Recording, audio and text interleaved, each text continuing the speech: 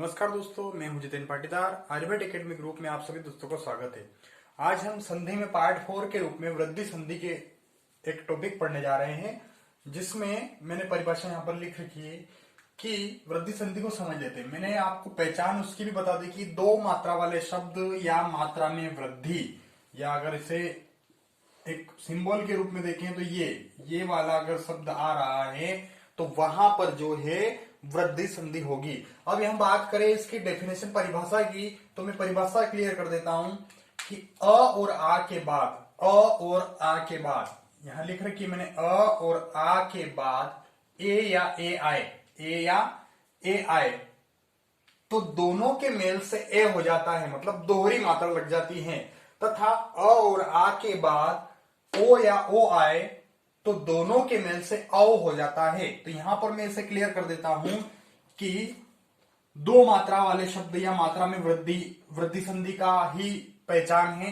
तो यहां पर अ या आ के बाद ए आए, है ना, आ, इसके बाद में या तो ये आ जाए या ये आ जाए, इसके बाद में ये आ जाए या ये आ जाए, तो इन दोनों को मेल से क्या बनेगा, बड़ा ए ही बनेगा, दीर्घ ए ही बनेगा। दोनों के मेल से दीर्घ ए ही बनेगा। इसी के बाद अगर बात करें अपन आ के बाद ओ आ रहा है तो भी क्या बनेगा, बढ़ाओ, जैसा कि डेफिनेशन में दे रखा है। तो यहां पर अ के बाद में अगर ए आ रहा है तो भी वही बनेगा, और बड़ा ए आ रहा है तो भी बड़ा ए ही बनेगा। आ के बाद में ए आ रहा है तो भी वही बनेगा, बड़ा ए, और बड़ा ए आ रहा है तो भी बड़ा ए ही बनेगा। यहां पर अ के बाद में ओ आ रहा है तो भी औ बनेगा, और आ के बाद में ओ आ रहा है तो भी ओ बनेगा। तो यहां पर हम इसके बाद में इसके अलग अलग जो है पार्ट के बारे में बात करेंगे।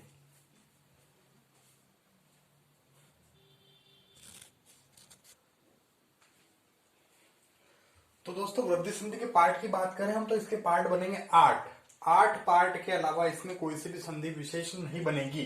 तो यहां पर पहले पार्ट की बात करें तो अ प्लस ए, मैंने परिभाषा में बताया था अ के बाद में अगर ए आ रहा है तो भी दीर्घ ए बन रहा है। तो यहां पर अ प्लस ए का उदाहरण देखिए, 1 प्लस 1 बराबर 1 लोक प्लस ऐषणा बराबर लोकेशणा। यहां पर शब्द देख लीजिए, सब में दो मात्रा ही आ रही है, सब में देख लीजिए आप, एक में भी सिंगल मात्रा नहीं, क्योंकि सिंगल अगर मात्रा रहती तो यहां पर वो गुण संधि का उदाहरण हो जाता। तो यहां पर अपन बात करें दूसरे की, तो अ प्लस ए बराबर ए, तो यहां पर मत प्लस 1 की, ये बड़ा वाला ए आ गया, एक के तो मतेक्य। धन प्लस ऐश्वर्य बराबर धनेश्वर्य। तीसरे की बात करें तो आ प्लस ए बराबर भी बड़ा ए, सदा प्लस एव बराबर सदैव, तथा प्लस एव बराबर तथैव। फिर बात करें चौथे की, तो आ प्लस बड़ा ए बराबर ए, तो महा प्लस ऐश्वर्य बराबर महेश्वर्य, रमा प्लस ऐश्वर्य बराबर रमेश्वर्य। फिर बात करें पांचवें पार्ट की, तो पांचवें पार्ट में अ प्लस ओ वाली कंडीशन आ गई, अ प्लस ओ बराबर औ। तो औ में यहां पर वन प्लस औषधि बराबर वनौषधि, और दंत प्लस ओष्ठ बराबर दंतोष्ठ। फिर बात करें अपन इसकी छठे पॉइंट की, तो अ प्लस औ बराबर औ, तो परम प्लस औदार्य बराबर परमोदार्य, और परम प्लस औषध बराबर परमौषध। फिर सातवें पॉइंट में बात करें अपन, तो आ प्लस ओ बराबर औ, तो यहां महा प्लस ओजस्वी बराबर महोजस्वी, और महा प्लस ओज बराबर महोज। और लास्ट इसके आठवें पॉइंट की बात करें, तो आ प्लस ओ बराबर औ, महा प्लस औषध बराबर महोषध, और महा प्लस औदार्य बराबर महोदार्य। ये यहां पर आपकी जो है वृद्धि संधि कंप्लीट हो चुकी है। मैंने पहचान बता दी थी पहले आपको, इसकी जो पहचान है कि दो मात्रा वाले जितने भी शब्द आएंगे वो इसमें वृद्धि में आएंगे। क्यों? क्योंकि गुण संधि में मैंने एक सिंगल मात्रा बताई थी। गुण संधि से मात्रा अगर याद रखें अपन, तो गुण संधि से मात्रा में वृद्धि करेंगे तो वृद्धि संधि आ जाएगी। तो वृद्धि हो रही है मात्रा की, उसमें सिंगल आ रही थी, इसमें डबल आ रही, जबकि दीर्घ में एक भी मात्रा नहीं आ रही थी। अब इसी के साथ में हम इसका अगला पार्ट पढ़ेंगे। वृद्धि के बाद में जो संधि आ रही है वो यण संधि के बारे में हम डिस्कस करेंगे।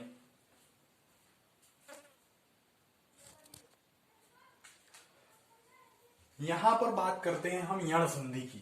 यण संधि की जो पहचान मैंने आपको बताई थी, एक तरफ में पहचान लिख देता हूं कि पहचान मैंने क्या बताई थी यण संधि की, कि य और व के पहले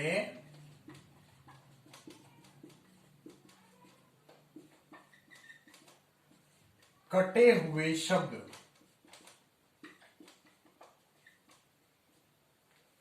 य और वह के पहले कटे हुए शब्द तथा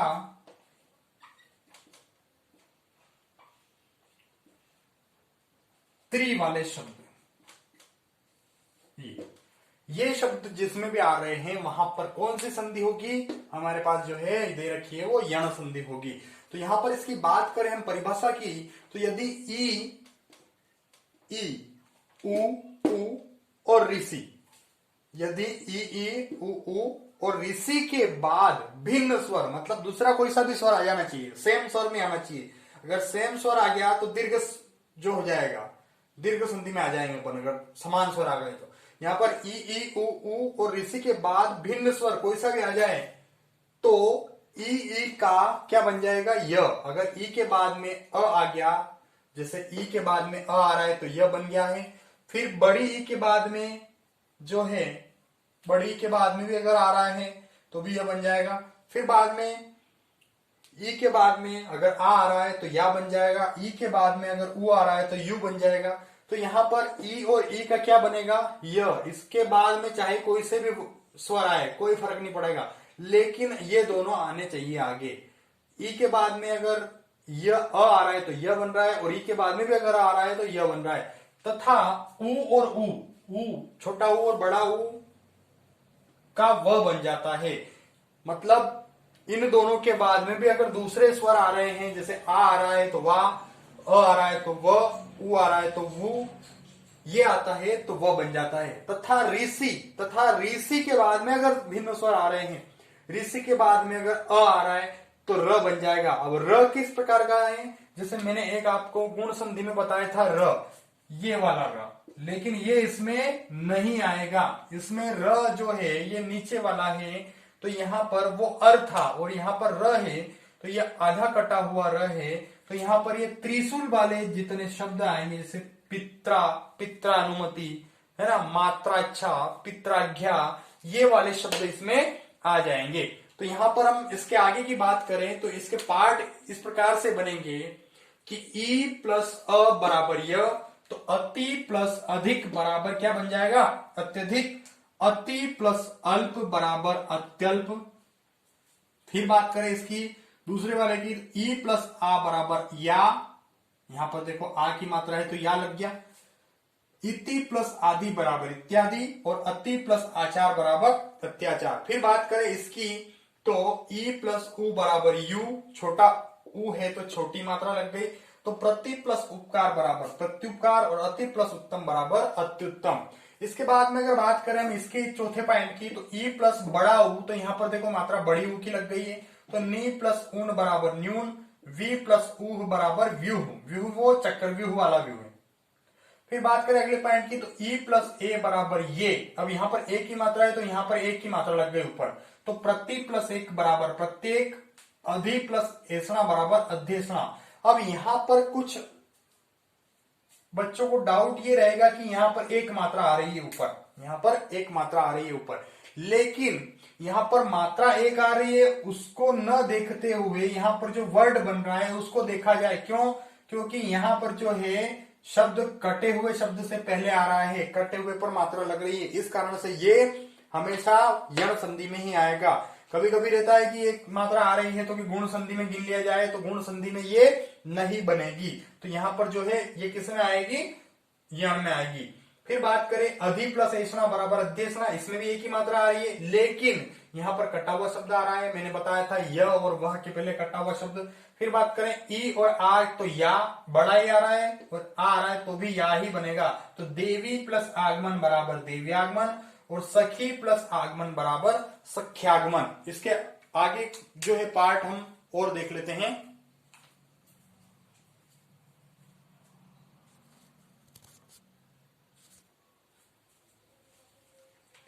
तो यहां पर इससे आगे वाले पॉइंट की बात करें अपन तो ई बड़ा ई प्लस बड़ा ए बराबर क्या बन रहा है, ये बड़ा ई प्लस बड़ा ए बराबर ये। तो यहां पर सखी प्लस ऐश्वर्य बराबर सख्येश्वर्य और नदी प्लस ऐश्वर्य बराबर नद्येश्वर्य। नद्येश्वर्य यहां पर एक और मात्रा आएगी नद्येश्वर्य। अब यहां पर भी डाउट नहीं रहना चाहिए कि यहां पर जो है दो मात्रा आ रही है तो वृद्धि संधि का उदाहरण है। क्यों? क्योंकि यहां पर भी य और य के पहले कटे हुए शब्द है, इस कारण से इसको वृद्धि में नहीं गिन सकते, यण में आएगी ये। फिर बात करें अगले की तो उ प्लस अ बराबर व, तो सु प्लस अच्छ बराबर स्वच्छ और अनु प्लस अय बराबर अन्वय। फिर बात करें इसकी उ प्लस आ बराबर वा, तो सु प्लस आगत बराबर स्वागत और मधु प्लस आलय बराबर मध्वालय। फिर बात करें 10वें पॉइंट की तो अनु प्लस इति बराबर उ प्लस ई वी, अनु प्लस इति बराबर अन्विति और अनु प्लस ईद बराबर अन्वित। फिर बात करें अगले पॉइंट की तो प्रभु प्लस ऐसा प्रभेषण, तो उ प्लस ए बराबर वे और अनु प्लस ऐसा बराबर अन्वेषण, उ प्लस आ बराबर वा, तो वधु प्लस आगमन बराबर वधवागमन। अब बात करेंगे इसके बाद में ऋषि वाले शब्दों की, ऋषि वाले शब्दों की अपन बात करेंगे। यहां तक हो गए क्लियर?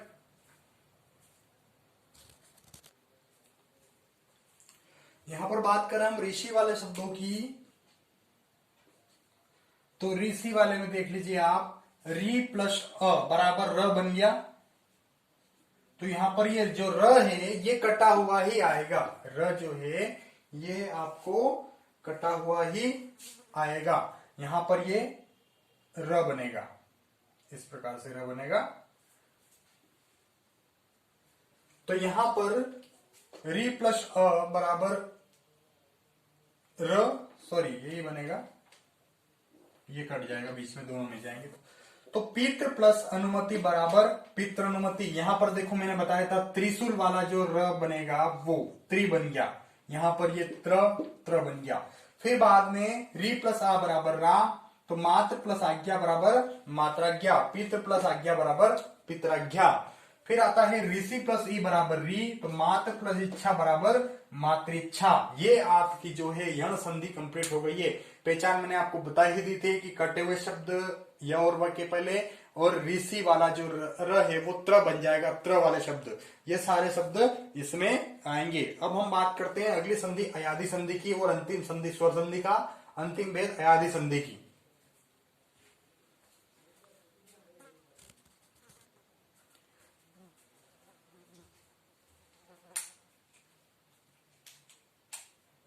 तो यहां पर अपने पास जो है अयादि संधि की परिभाषा अपन देखते हैं। अयादि संधि क्या बोल रही है, यदि ए ओ ओ स्वरों का मेल दूसरे स्वरों से हो, यदि ए ओ स्वरों का मेल दूसरे स्वरों से हो तो ए का अय बड़े ए का आय, ओ का अव बड़े ओ का आव हो जाता है।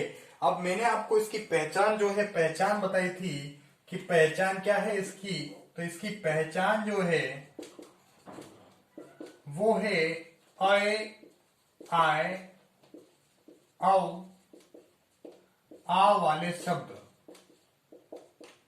क्या पहचान है इसकी, अय आय अव आव वाले शब्द। तो यहां पर ए ओ स्वरों का मेल दूसरे स्वरों से हो, दूसरे स्वर कोई से भी आ जाए तो ए का अय ए का आय ओ का अव और औ का आव हो जाता है। तो यहां पर अपन देख लेते हैं कि जैसे ए प्लस अ बराबर अय, तो ने प्लस अन बराबर नयन, से प्लस अन बराबर शयन। दूसरा है ए प्लस अ बराबर आय, यहां पर आ की मात्रा इसलिए लगी क्योंकि यहां पर बड़ा ए था। तो ने प्लस अक बराबर नायक और गे प्लस अक बराबर गायक। फिर बात करें इसकी तीसरे की, ए प्लस ई बराबर आई, तो गे प्लस इक्का बराबर गायिका और नए प्लस इक्का बराबर नायिका। फिर बात करें अपन अगले पॉइंट की, तो ओ प्लस अ बराबर अव, पो प्लस अन बराबर पवन और भो प्लस अन बराबर भवन। फिर बात करें अगले पॉइंट की, तो ओ प्लस ई बराबर अवि और तो यहां पर पो प्लस इत्र बराबर पवित्र और गो प्लस ई बराबर गविनी। एक और पॉइंट की बात करें तो ओ प्लस बड़ा ई बराबर अवि, तो सॉरी यहां पर एक ही मात्रा आएगी, गो प्लस इस बराबर गविश। अब इसके आगे की बात करेंगे अपन, तो आगे के कुछ पॉइंट और है इसके।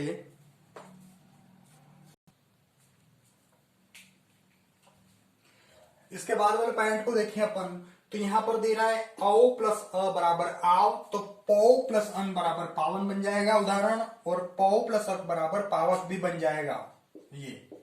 फिर बात करें औ प्लस ई बराबर आवी, तो यहां पर जो है नौ प्लस इक बराबर नाविक, और भौ प्लस इनी बराबर भाविनी। फिर एक और अंतिम पॉइंट की बात करें इसकी कि औ प्लस उ बराबर आऊ, तो भाव प्लस उक बराबर भावुक, और यहां पर जो है आपकी स्वर संधि पूरी हो चुकी है, स्वर संधि जो है